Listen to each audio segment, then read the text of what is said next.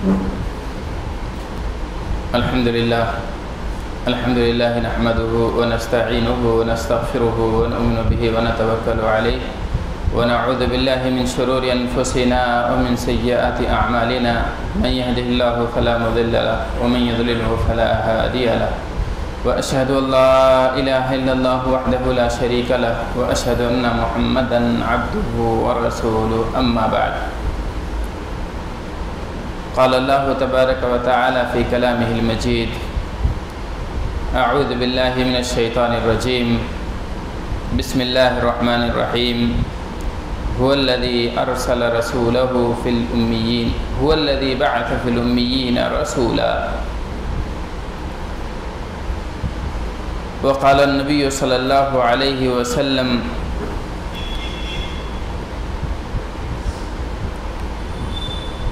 خيركم من تعلم القرآن وعلمه.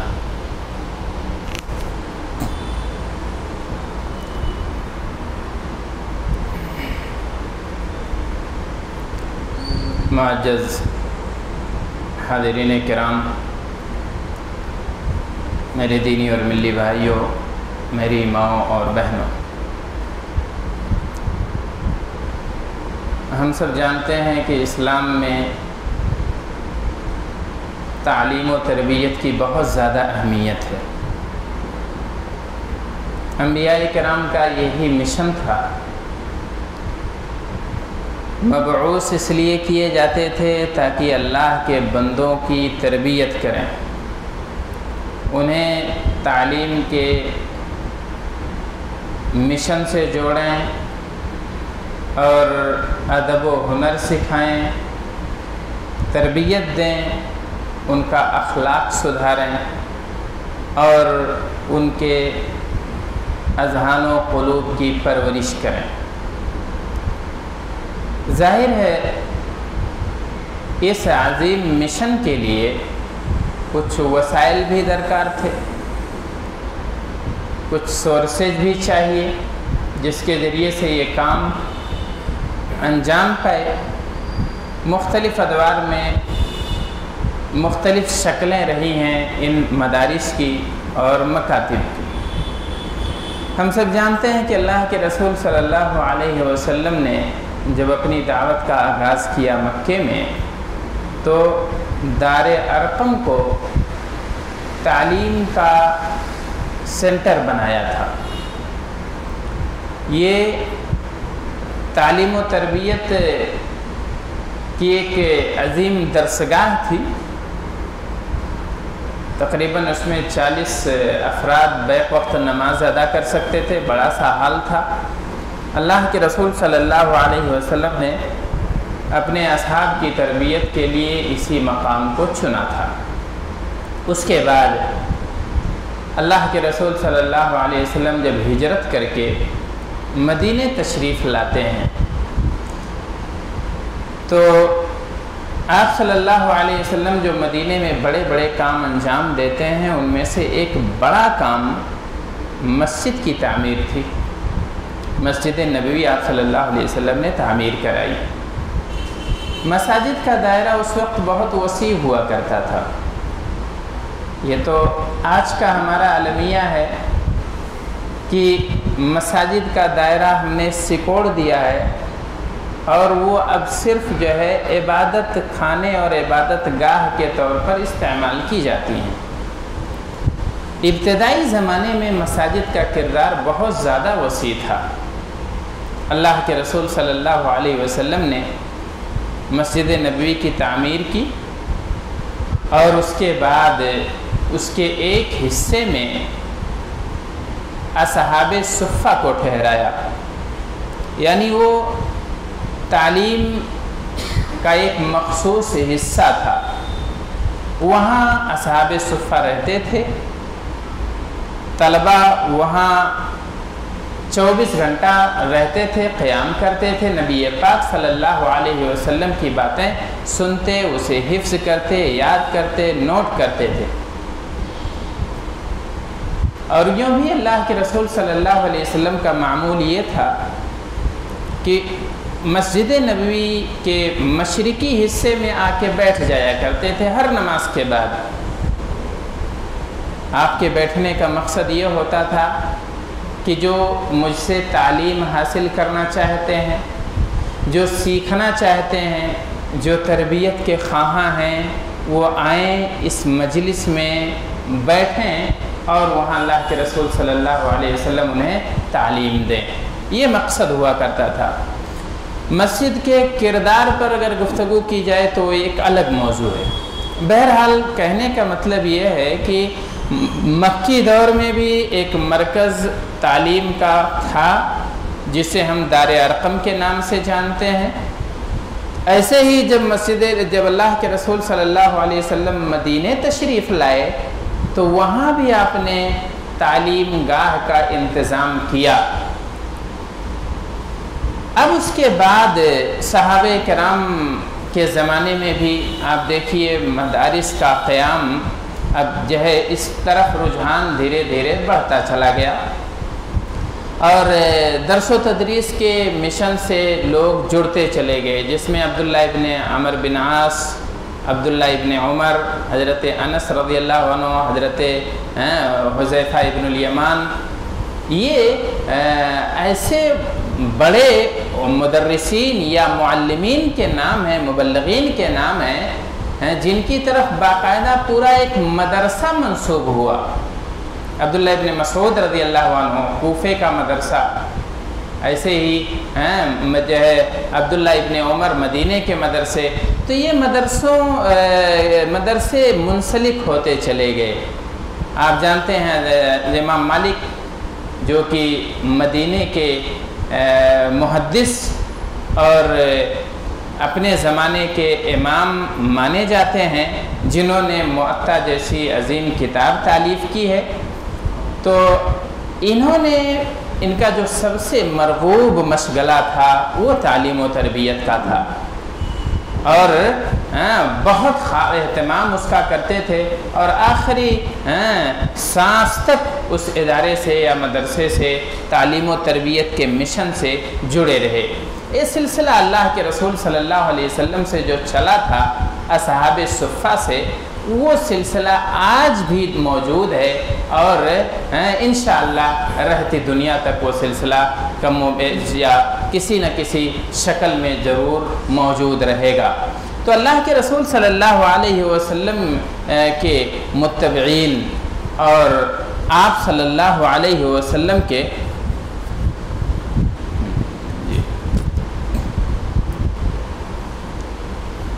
آپ صلی اللہ علیہ وسلم کے پیروکار نبی پاک صلی اللہ علیہ وسلم کی اس سنت پر عمل پیرا ہیں، اور جب آپ بعد کے ادوار میں دیکھیں گے، جب مدارس کے لیے، مکاتب کے لیے ادارے یا عمارتیں قائم ہونے لگیں، اموی دور میں بھی حالانکہ مسجدوں سے یہ کام لیا جاتا تھا، لیکن اس کے علاوہ بھی جو عمرہ کے مکانات ہوتے تھے ان کی اپنی ذاتی لائبریریاں ہوتی تھیں، اور اسی طریقے سے مساجد کے کچھ مخصوص حصے ہوتے تھے۔ یہاں پر مکاتب اور مدارس کا قیام عمل میں آیا، اور مختلف شکلوں میں یہ چیز موجود رہی۔ پھر اس کے بعد دیکھیے جب اموی دور آتا ہے، ترقی کا، فتوحات کا دور آتا ہے، تب بڑے بڑے ادارے قائم ہوتے ہیں، جیسے بغداد میں بیت الحکمت قائم کی جاتی ہے، اسی طریقے سے مصر میں دارالحکمت کا قیام عمل میں آتا ہے، اور موصل میں دارالعلم قائم کیا جاتا ہے، ایسے ہی دمشق میں جامع اموی، اور قاہرہ میں جامع ازہر وغیرہ، اور تیونس میں جامعہ قیروان، مغرب میں جامعہ قزوین، یہ بڑے بڑے ادارے، ایسے ہی صنعاء میں جامعہ کبیر وغیرہ یہ قائم کیے جاتے ہیں، اور اندلس میں قرطبہ ہے۔ تو یہ بڑے بڑے ادارے ہیں جنہوں نے تعلیم و تربیت کا بار اٹھایا، یہاں سے جو ہے نبی پاک صلی اللہ علیہ وسلم کی ہدایت اور آپ کی سنت کے مطابق، آپ کے طور طریقے کے مطابق آپ کے ماننے والوں نے یہ مشن اٹھایا۔ العلماء ورثۃ الانبیاء کا فریضہ نبھایا۔ उलमाए किराम अंबिया के वारिस हैं। अंबिया की विरासत यही है तालीम व तरबियत, तज़किया, नफ्स की सफाई, जहन व फ़िक्र की आलूदगी पाक करना, ये अंबिया का मिशन है। यहाँ या इस मिशन की तकमील के लिए बहुत ज़रूरी है कि तालीम गाहें मौजूद हों, मदारिस हों, मकातिब हों और इस तरीके से तरबियत कदे मौजूद हों, और हमारी जो मसाजिद हैं उनका किरदार जो है दोबारा फ़आल किया जाए, तब जाके ये सारा मिशन हम सही मानों में अंजाम दे सकेंगे। और इसकी बहुत ज़्यादा ज़रूरत है, इसलिए कि अंबियाए कराम जो आते थे इन्हीं मकासद के लिए, जैसा कि मैंने शुरू में एक आयत पढ़ी है, हुवल्लज़ी बअस फ़िल उम्मिय्यीना रसूलन मिनहुम यतलू अलैहिम आयातिही व युज़क्कीहिम व युअल्लिमुहुमुल किताब वल हिक्मा व इन कानू मिन क़ब्लु लफ़ी ज़लालिम मुबीन। अल्लाह तबारक तआला ने कहा, नबी पाक सल्लल्लाहु अलैहि वसल्लम का मिशन बताते हुए कहा कि वही ज़ात है जिसने उम्मियों में उन्हीं में से एक रसूल भेजा। उम्मी जो लिखना नहीं जानते थे, पढ़ना नहीं जानते थे, उनको लिखाने के लिए, पढ़ाने के लिए, सीखने और सिखाने के लिए, उनकी तरबियत के लिए अल्लाह तबारक तआला ने एक नबी उन्हीं में से मबूस फरमाया। क्या काम था इनका? यतलू अलैहिम आयातिही, वो अल्लाह पाक की आयतें उन्हें पढ़ पढ़ के सुनाते थे। वो युज़क्कीहिम, और उनका तज़किया करते थे। तज़किया का मतलब ये होता है कि सफाई करना। जैसे एक किसान होता है, जब उसे अपनी फसल उगानी होती है, ज़मीन का तज़किया करता है, सफाई करता है। ख़राब जो चीज़ें घास फूस हैं, मुज़िर किस्म की चीज़ें जो खुदरों हैं, खुद ही उगाई हैं, उसके फसल को नुकसान पहुंचाने वाली हैं, तो पहले उन्हें साफ़ सुथरा कर लेता है, ऐसे झाड़ झूड़ काट के फेंक देता है। ऐसे ही इंसानों के अंदर भी जिनका जहन, उसका दिमाग एक तरह से जंगल है, बुराइयों का आमाजगाह है। जब आप तखलिया का अमल शुरू करते हैं, यानी जब जहन की सफाई शुरू करते हैं, क़ल्ब व नज़र की तहारत शुरू करते हैं, तो यही तज़किया कहलाता है। अल्लाह के रसूल सल्लल्लाहु अलैहि वसल्लम भी तज़किया करते थे। तखलिया क़ब्ल तहलिया, पहले फ़िल्टर करना पड़ता है, सफाई करनी पड़ती है, उसके बाद फिर जो है आप उसमें चीज़ें लोड कर सकते हैं। आरास्तगी का नंबर बाद में आता है, पहले आलाइशों से पाक किया जाता है जहन को। तो अब क्योंकि अगर जहन में पहले आलाइश आ गई, गंदगियाँ आ गई, तो तरबियत का अमल, तज़किये का अमल, तालीम का अमल मुश्किल हो जाएगा। हमारे यहाँ बच्चों का मामला ये होता है, जब मदरसों में आते हैं, मकातिब में आते हैं, गलाजतें लेकर आते हैं, गालियाँ ज़बान पर होती हैं, बुरे अफ़कार जो है, बुरे अज़हान उनके दिलो दिमाग पर छाए होते हैं, ख़राब किस्म के किस्से कहानियाँ उन्हें याद करा दी जाती हैं, ख़राब माहौल दिया जाता है, घर का ख़राब माहौल, तो बच्चे जो है आलाइशों से पुर होते हैं। अब मुअल्लिम के लिए, मुदर्रिस के लिए, या मकतब के लिए, मदरसे के लिए ये बहुत मुश्किल हो जाता है कि अब उसमें सही चीज़ें वो दाखिल करे, इसलिए कि उसका तो पैमाना भर चुका है, गंदगियों से भरा हुआ है। उसे साफ़ रखने की जिम्मेदारी हमारी थी। हमारा घर भी मदरसा है, हमारा घर भी मकतब है, माँ की गोद भी मदरसा है, वहाँ भी तालीम दी जा सकती है, वहाँ भी बच्चे को संवारा जा सकता है। बच्चे का अखलाक ज़रूरी नहीं कि आप मकतब ही में संवारें या मदरसे ही में भेजकर उसे तालीम के ज़ेवर से आरास्ता करें। हमारी माएँ, मिसाली माएँ वो हैं जो अपनी गोद को भी मदरसा बनाती हैं अपनी औलाद के लिए, अपने घर में ऐसा माहौल बनाती हैं कि तरबियत का मामला मदरसे में पहुँचते पहुँचते आसान हो जाता है, सहल हो जाता है। सिर्फ मालूमात उन्हें देनी रहती हैं, जहन साफ़ होना चाहिए और दिल की तख्ती बिल्कुल साफ़ सुथरी होनी चाहिए, ताकि जो भी मुअल्लिम तहरीर करना चाहे, जो भी मदरसा देना चाहे, जो भी मकतब सिखाना चाहे, आसानी के साथ उस पर नक्श होता चला जाए। لیکن ہم نے غلط چیزوں سے اس تختی کو پر کر رکھا ہے، گنجائش نہیں ہوتی ہے۔ بہرحال کہنے کا مطلب یہ ہے کہ یہ تزکیے کا عمل بہت اہم ہوتا ہے، اس میں ہمارا کردار، ماں باپ کا کردار، گھر کا کردار، رشتہ داروں کا کردار اور محلے اور پڑوس والوں کا کردار، سماج اور معاشرے کا کردار، اطراف کے جو ہے حالات کا کردار بہت معنی رکھتا ہے۔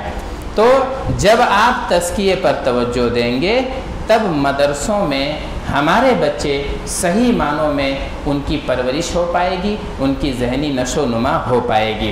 اللہ کے رسول صلی اللہ علیہ وسلم تزکیہ کرتے تھے، ان کی صفائی کرتے تھے۔ وَيُعَلِّمُهُمُ الْكِتَابَ وَالْحِكْمَةَ، اور انہیں کتاب اور حکمت کی تعلیم دیتے تھے۔ اللہ کے رسول صلی اللہ علیہ وسلم جو سکھاتے تھے وہ سب وحی ہوتی تھی، چاہے وہ قرآن کی شکل میں وحی ہو یا آپ صلی اللہ علیہ وسلم کے فرمان کی شکل میں وحی ہو، اور یہی حکمت ہے۔ اللہ کی طرف سے سکھائی گئی باتیں، نبی پاک صلی اللہ علیہ وسلم کی طرف سے دی گئی ہدایتیں، یہ حکمت ہیں۔ وَمَن يُؤْتَ الْحِكْمَةَ فَقَدْ أُوتِيَ خَيْرًا كَثِيرًا، اور جسے حکمت دے دی گئی تو اسے سمجھیے کہ اس بہت ساری بھلائیوں سے نواز دیا گیا۔ اگر حکمت اللہ تبارک تعالیٰ نے کسی کو دے دیا ہے، قرآن اور حدیث کا فہم دے دیا ہے، تعلیم کے زیور سے آراستہ کر دیا ہے، تو ایسی صورت میں یہ بہت بڑا خیر ہے۔ اللہ تبارک تعالیٰ نے سورہ بقرہ میں فرمایا کہ اللہ ولی الذین آمنوا یخرجہم من الظلمات الی النور، کہ اللہ تبارک تعالیٰ ان کا ولی ہے۔ اللہ ولی الذین آمنوا، جو ایمان لائے ہیں اللہ ان کا ولی ہے۔ یخرجہم من الظلمات الی النور، تاریکیوں سے انہیں نور کی طرف نکالتا ہے۔ اور والذین کفروا اولیاؤہم الطاغوت یخرجونہم من النور الی الظلمات، بالکل عکس ہے۔ جو طاغوت ہیں وہ کافروں کو ہدایت کی طرف سے، ہدایت سے نکال کر گمراہی کی طرف لاتے ہیں، روشنی سے نکال کر اندھیرے کی طرف لاتے ہیں، لیکن اللہ تبارک تعالیٰ کا فرمان، اللہ کا کلام، اللہ تبارک تعالیٰ کے رسول اور انبیاء، ان کا کام یہ ہوتا ہے کہ تاریکیوں سے روشنی کی طرف لاتے ہیں، گمراہیوں سے ہدایت کی طرف لاتے ہیں، اور یہی تعلیم کا مقصد ہے، یہی تربیت کا مقصد ہے کہ انہیں ہدایت کا راستہ دکھایا جائے۔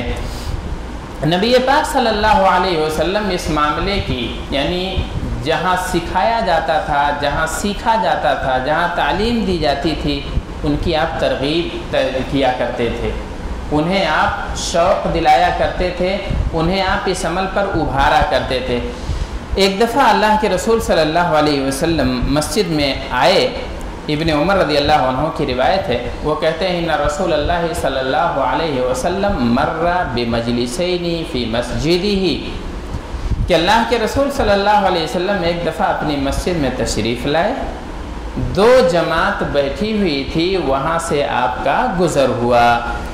پھر آپ صلی اللہ علیہ وسلم نے فرمایا کلاہما علی خیر، دونوں بھلائی پر ہیں، دونوں جماعتیں بھلائی پر ہیں، اور دونوں نیک کام کر رہے ہیں، برا کوئی نہیں ہے، لیکن آپ نے کہا وَأَحَدُهُمَا أَفْضَلُ مِنْ صَاحِبِهِ، لیکن ایک گروہ کا، ایک جماعت کا رتبہ بڑھا ہوا ہے، وہ زیادہ افضل ہے، زیادہ محترم ہے۔ أَمَّا هَؤُلَاء فَيَدْعُونَ اللَّهَ وَيَرْغَبُونَ إِلَيْهِ، یہ والی جماعت اللہ کی عبادت کر رہی ہے، اللہ کے ذکر و اذکار میں مشغول ہے، عبادتوں میں مشغول ہے، تسبیح و تحلیل میں مشغول ہے، تو یہ اللہ کے رسول صلی اللہ علیہ وسلم نے کہا کہ فَإِنَّ اللَّهَ إِن شَاءَ أَعْطَاهُمْ وَإِن شَاءَ مَنَعَهُمْ، اب اللہ تبارک تعالیٰ چاہے تو ان کی دعا سن لے اور چاہے تو ان کی دعا رد کر دے، چاہے تو نواز دے، چاہے تو محروم کر دے۔ اور پھر آپ نے فرمایا وَأَمَّا هَؤُلَاء فَيَتَعَلَّمُونَ الْفِقْهَ وَالْعِلْمَ، لیکن یہ والی جو جماعت ہے، جو دوسری جماعت بیٹھی ہوئی ہے مسجد میں، یہ کیا کرتی ہے؟ يَتَعَلَّمُونَ الْفِقْهَ وَالْعِلْمَ، یہ فقہ سیکھتی ہے، علم سیکھتی ہے، تعلیم حاصل کر رہی ہے، تو فَهُمْ أَفْضَلُ، یہ لوگ زیادہ محترم ہیں، زیادہ افضل ہیں۔ جماعتیں دونوں مسجد نبوی میں بیٹھی ہیں، دونوں عبادت کا کام کر رہی ہیں، لیکن آپ صلی اللہ علیہ وسلم نے کہا کہ اس جماعت کا عمل زیادہ بہتر ہے، یہ جماعت زیادہ محترم ہے۔ وجہ کیا ہے؟ فَيَتَعَلَّمُونَ الْفِقْهَ وَالْعِلْمِ، کیونکہ یہ علم حاصل کرنے والی جماعت ہے، یہ جماعت سیکھ رہی ہے۔ اور وَإِنَّمَا بُعِثْتُ مُعَلِّمًا، اور میں بھی معلم بنا کر بھیجا گیا ہوں، میں سکھانے والا بنا کر بھیجا گیا ہوں، میرا کام بھی سکھانا ہے۔ ثُمَّ جَلَسَ فِيهِمْ، پھر اللہ کے رسول صلی اللہ علیہ وسلم اسی جماعت کے ساتھ بیٹھ گئے۔ یہ آپ صلی اللہ علیہ وسلم کی تشجیع تھی، دونوں ناحیوں سے آپ نے ان کی حوصلہ افزائی فرمائی۔ زبان مبارک سے پہلے ان کی مدح و ثنا کی، اور اس کے بعد جو ہے عمل سے ان کو اپنی صحبت کا شرف بخش کر ان کی ہمت بڑھائی اور انہیں حوصلہ دیا۔ یہ اللہ کے رسول صلی اللہ علیہ وسلم کی جانب سے بہت بڑی تشجیع تھی۔ کن کے لیے؟ سیکھنے اور سکھانے والوں کے لیے۔ اس حلقے کی آپ نے فضیلت بیان کی جہاں تعلیم دی جا رہی تھی، جہاں سیکھا اور سکھایا جا رہا تھا، جسے مدرسے اور مکتب کا مقام حاصل ہو گیا تھا۔ اللہ کے رسول صلی اللہ علیہ وسلم کے اس عمل سے بھی آپ اندازہ لگائیے کہ سیکھنا اور سکھانا کتنا اہم ہے، مدرسوں کا مقام کیا ہے، تعلیم گاہوں کا رتبہ کیا ہے، تربیت قدوں کا مقام کیا ہے، کہ جب غزوہ بدر پیش آتا ہے، آپ لوگوں نے سنا ہوگا، سن 2 ہجری کا واقعہ ہے۔ مسلمانوں کی حالت کمزور تھی، اس وقت مالی حالت کمزور تھی، عددی حالت، نفری حالت بھی بہت خراب تھی، معمولی لوگ تھے، انگلیوں پر گنے جا سکتے تھے۔ جنگ بدر کا واقعہ پیش آتا ہے اور اللہ کے رسول صلی اللہ علیہ وسلم کو اللہ تبارک تعالی نہایت شاندار فتح سے نوازتا ہے اور لوگ قیدی بنا کر لائے جاتے ہیں۔ اللہ کے رسول صلی اللہ علیہ وسلم نے کہا ان میں جو معلم ہیں، جو لکھنا جانتے ہیں، پڑھنا جانتے ہیں، انہیں پیسہ فدیے میں دینے کی ضرورت نہیں ہے۔ مال کی ضرورت تھی نبی پاک صلی اللہ علیہ وسلم کو، پیسے کی ضرورت تھی آپ کے اصحاب کو، صحابہ کرام کو، کیونکہ انہوں نے اپنا گھر بھی چھوڑ دیا تھا، اپنا مال بھی چھوڑا تھا، منصب بھی چھوڑا تھا، سب کچھ مکے میں چھوڑ چھاڑ کے خالی ہاتھ مدینے تشریف لائے تھے۔ ابھی زیادہ دن گزرے نہیں تھے کہ ایک اچھا موقع آیا تھا مال و زر اکٹھا کرنے کا، اپنی مالی حالت مضبوط کرنے کا، لیکن نبی پاک صلی اللہ علیہ وسلم نے اس پر ترجیح دی تعلیم و تربیت کو، سیکھنے اور سکھانے کو، اور کہا جتنے لوگ اس میں معلم ہیں، مدرس کا کام انجام دے سکتے ہیں، وہ ہمارے بچوں کے لیے معلم بن جائیں، ہمارے بچوں کے لیے، ہمارے نونہالوں کے لیے مدرس بن جائیں، اور وہ لکھنا جانتے ہوں تو لکھنا سکھا دیں، پڑھنا جانتے ہوں تو پڑھنا سکھا دیں، اور یہی ان کی آزادی کا ذریعہ بن جائے گا، یہی ان کی جانب سے فدیہ بن جائے گا۔ تو اللہ کے رسول صلی اللہ علیہ وسلم نے ہمیشہ اس پر ترکیز کی اور ہر وقت جو ہے اس پر توجہ دی۔ اب اس کے بعد دیکھیے کہ جب تک اس دھڑے پر یا اس روش پر امت چلی، تب تک ان کا ستارہ بلند رہا، تب تک جو ہے تعلیم و تربیت کا کی جب تک سربراہی تھی مسلمانوں کے ہاتھوں میں، تب تک لوگ ان کے محتاج تھے ہر معاملے میں۔ اور دیکھیے دنیا میں ترقی کا واحد راستہ تعلیم و تربیت ہے۔ کبھی تاریخ آپ اٹھا کے دیکھ لیجئے، کبھی کوئی ایسی قوم ترقی نہیں کر سکی ہے جو جاہل رہی ہو، جس کے پاس علم نہ ہو۔ علم ہی واحد ذریعہ ہے قوموں کی ترقی کا، افراد کی ترقی کا، اولاد کی ترقی کا، اور ملک و ملت کی ترقی کا واحد راز تعلیم و تربیت ہے۔ اس لیے سب سے زیادہ توجہ مساجد، مدارس اور مکاتب کے قیام پر ہونا چاہیے، اور اگر موجود ہیں تو ان کے کردار کو مؤثر بنانے کی کوشش کرنی چاہیے۔ کبھی کوئی زمانہ ایسا نہیں گزرا جس میں مساجد نہ رہی ہوں، مکاتب نہ رہی ہوں، مدارس نہ رہے ہوں، جامعات نہ رہے ہوں۔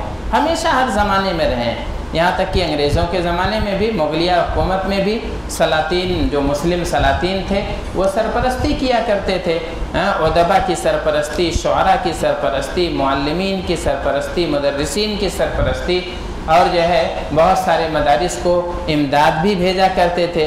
اور اسی طریقے سے جب سامراج قائم ہوا، مسلمانوں سے حکومت چھینی گئی، اس کے باوجود بھی علماء کرام نے اس پر توجہ دی۔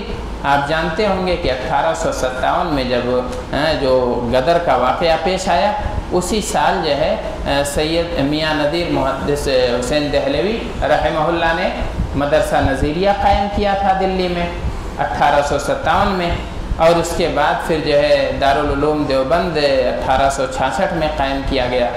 ایسے ہی مظاہر العلوم سہارنپور، یہ بھی 1866 میں اس کی تعمیر عمل میں آئی۔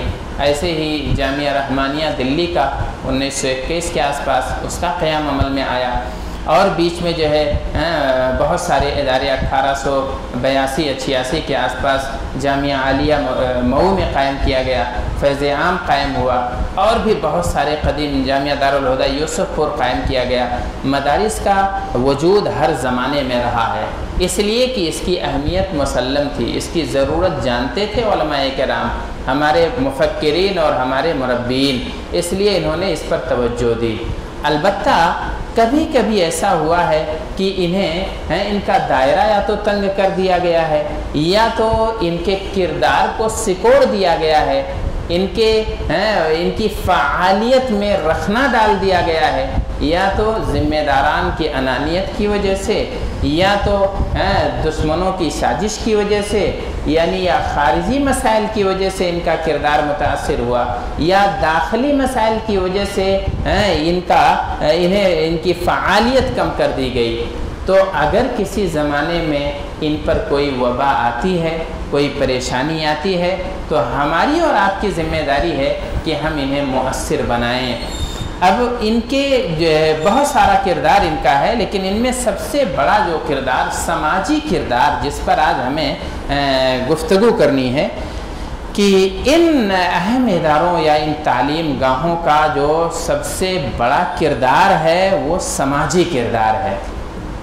سماجی کردار دیکھیے کہ ہمارے طلباء، ہمارے بچے یا مدارس اور مکاتب میں ہمیں بچوں کو یا ہمارے اپنے نونہالوں کو سکھایا جاتا ہے کہ سماج کے افراد کے ہر فرد کا کیا کیا حق بنتا ہے۔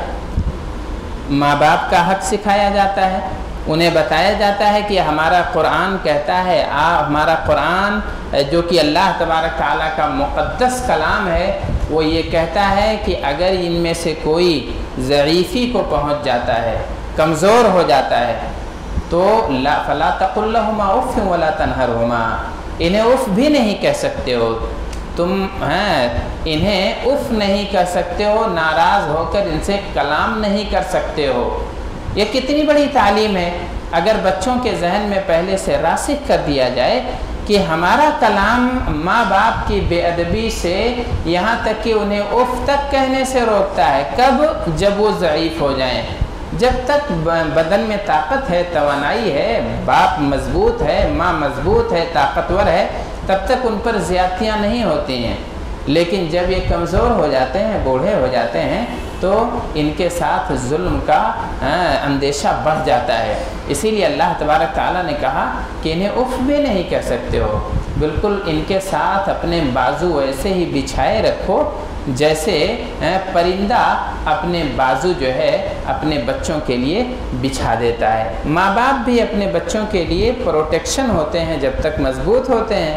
تو اب یہ حفاظت اور یہ تحفظ اولاد کی طرف سے ماں باپ کو ملنی چاہیے جب وہ لاغر ہو جائیں، جب وہ ضعیف ہو جائیں۔ اسی طریقے سے ایک سماج میں ہمارے جو برائی، دہشت گردی ہے، بدامنی ہے، اس پر مدارس اور مکاتب کا کیا رول رہا ہے، یہاں ہمارے بچوں کے ذہن و دماغ میں یہ بات راسخ کی جاتی ہے، انہیں سمجھایا جاتا ہے، بتایا جاتا ہے کہ من قتل نفسا متعمدا فکأنما قتل الناس جميعا، ایک جان اگر معصوم کی کسی نے لی ہے تو گویا اس نے پوری انسانیت کا قتل کر دیا ہے۔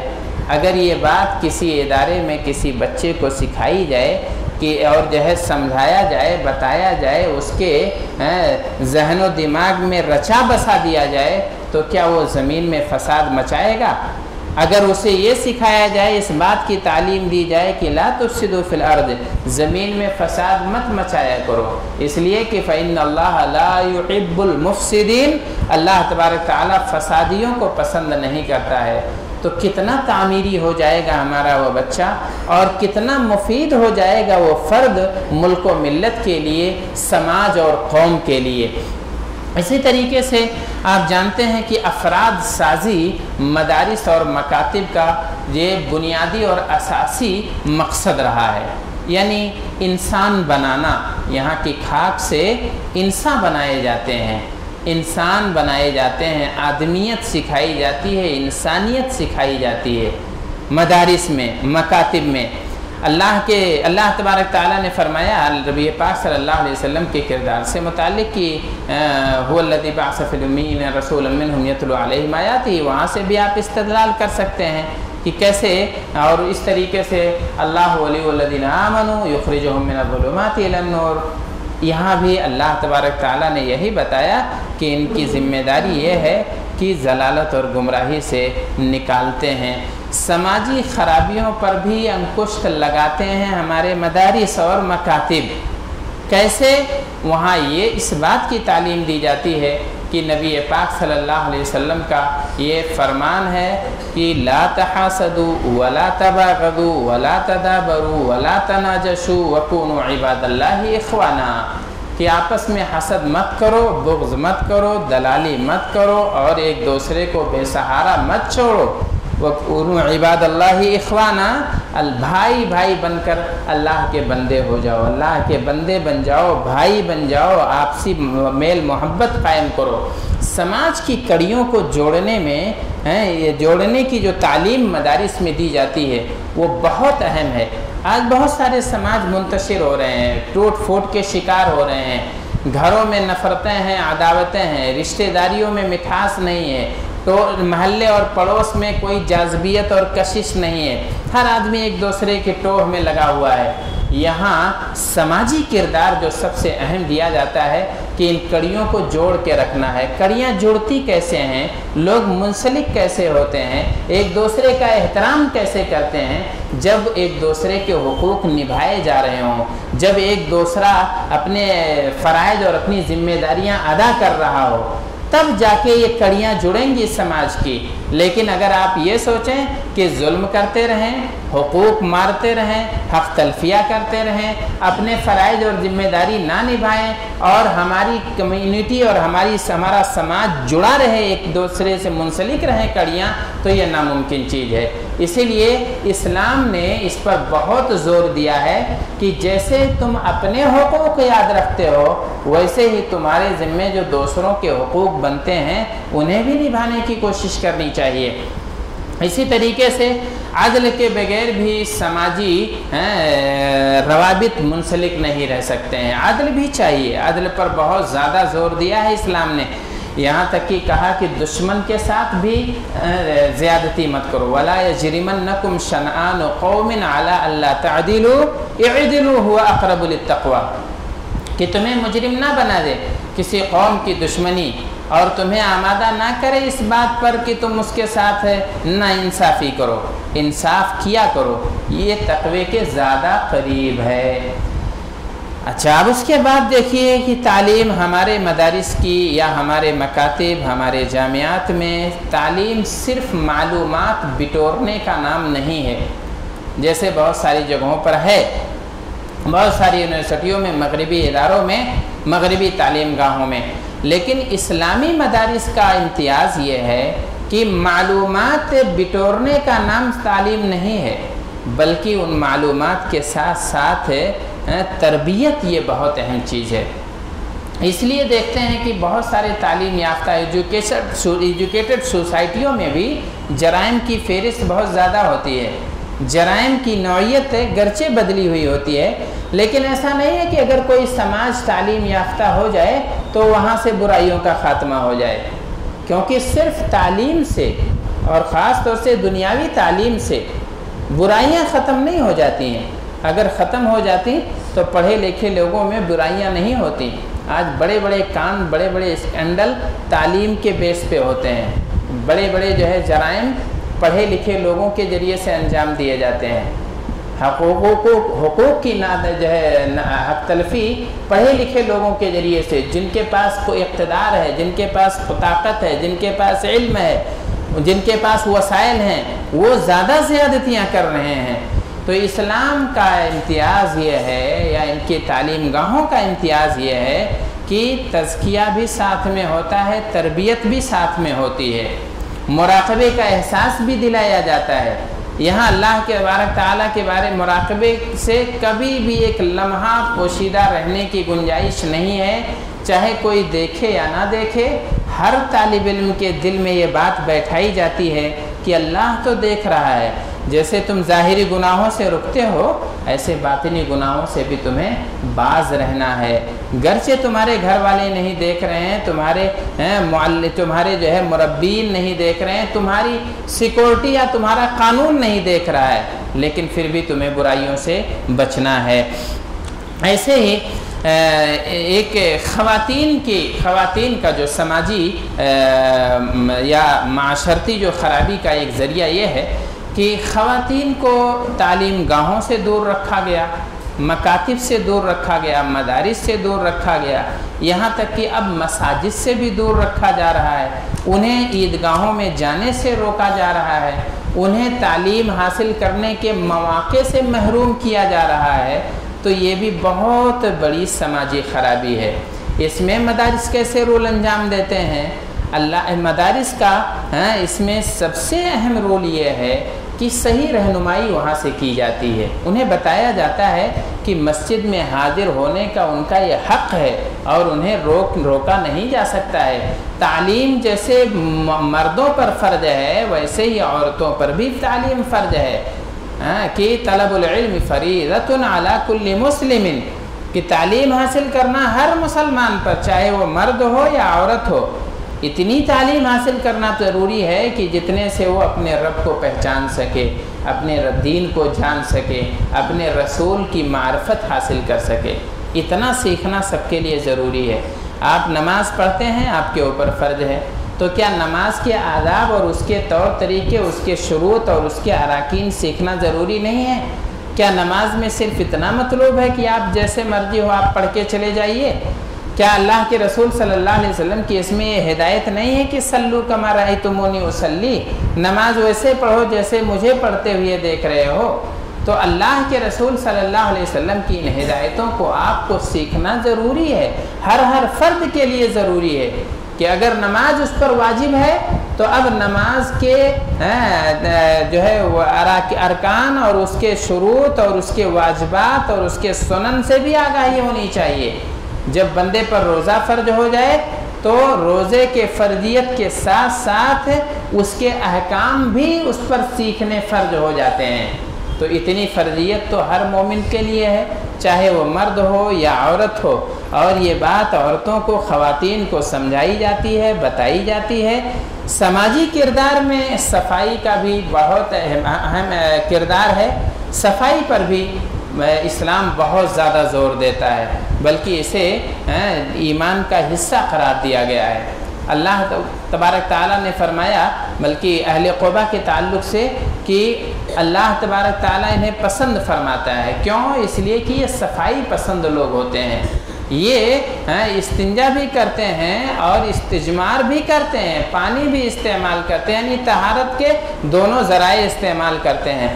اسلام میں صفائی مطلوب ہے، اچھے سماج کے لیے صفائی ضروری ہے۔